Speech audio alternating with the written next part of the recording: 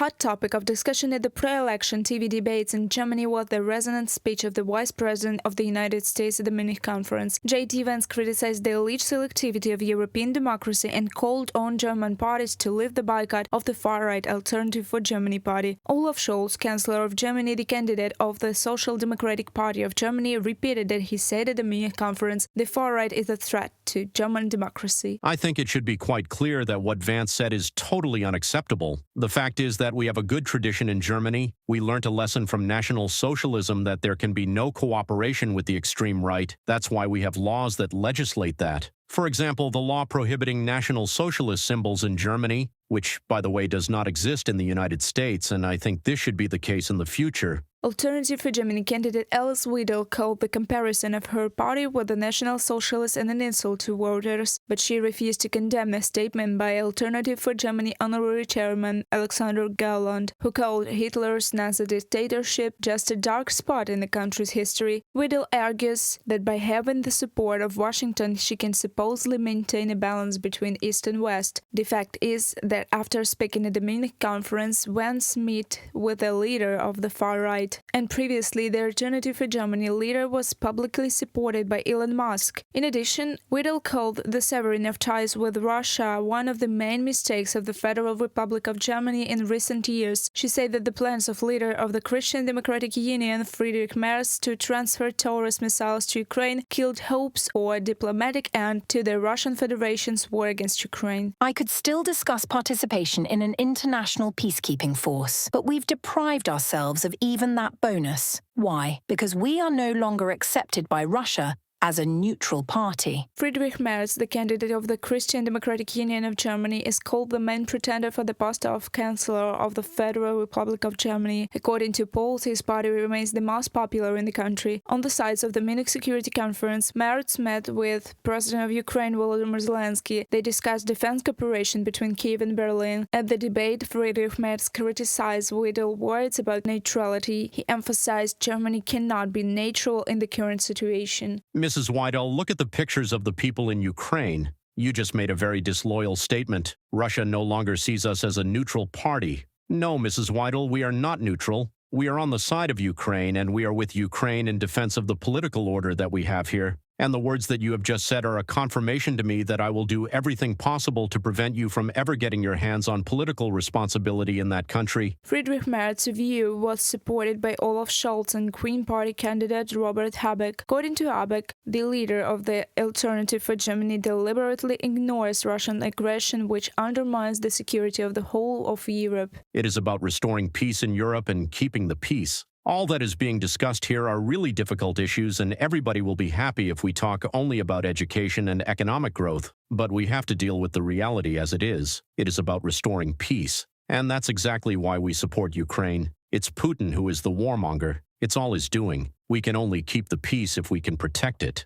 According to a poll by the Forza Public Opinion Research Institute, the majority of viewers voted Friedrich Merz the winner of the debate. He was followed by Olaf Scholz, and the third place was shared by Alice Weidel and Robert Habeck. Extraordinary parliamentary elections will be held in Germany on 23rd February. Reported by Alexandra Zaslavets and Dmitrenko, UATV News. With 2 weeks remaining until Germany's parliamentary elections, the latest polls commissioned by Bild am Sonntag indicate the most popular parties at the moment. The Christian Democratic Union leads with 29% support, followed by the far-right Alternative for Germany with 21%, and the Social Democratic Party of current Chancellor Olaf Scholz at 16%. The Greens, led by Economy Minister Robert Habeck, hold fourth place with 12%. CDU leader and candidate for Chancellor Friedrich Merz advocates for stronger support for Ukraine, including the delivery of Taurus missiles. We should try to do everything that Putin one day will give up, because he is seeing that he has no chance to win this war and to overtake Ukraine.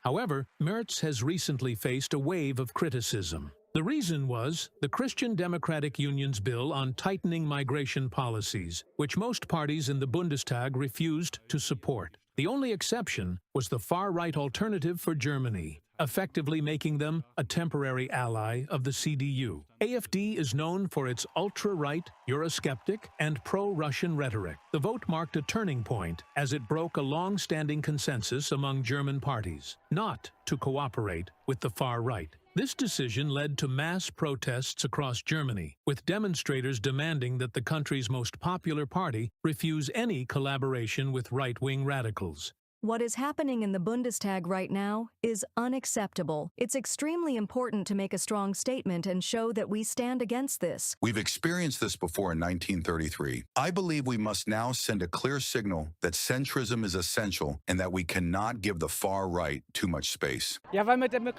Democracy is important to me because diversity and peace within democracy are values supported by almost everyone, except the far right. With AfD, we will not be able to build such a society. What they stand for is inhumane, and that is why we are here today, to stand for diversity for the majority of people. In Berlin, Minister of Defense Boris Pistorius joined the protesters, stating that the far right must have no place in Germany. Despite the CDU remaining Germany's most popular party, its approval rating has begun to decline slightly since late January. In light of the massive protests, Friedrich Merz declared that the CDU has no intention of cooperating with the alternative for Germany. We would be betraying our country. I would be betraying the soul of the Christian Democratic Union if I so much as extended my little finger to collaborate with them. Anyone who truly wants change in our country should not vote for Alternative for Germany. Friedrich Merz, leader of the Christian Democratic Union. Despite the large-scale protests, AfD's popularity has surged in recent months. The party is projected to win twice as many seats as in the 2021 elections.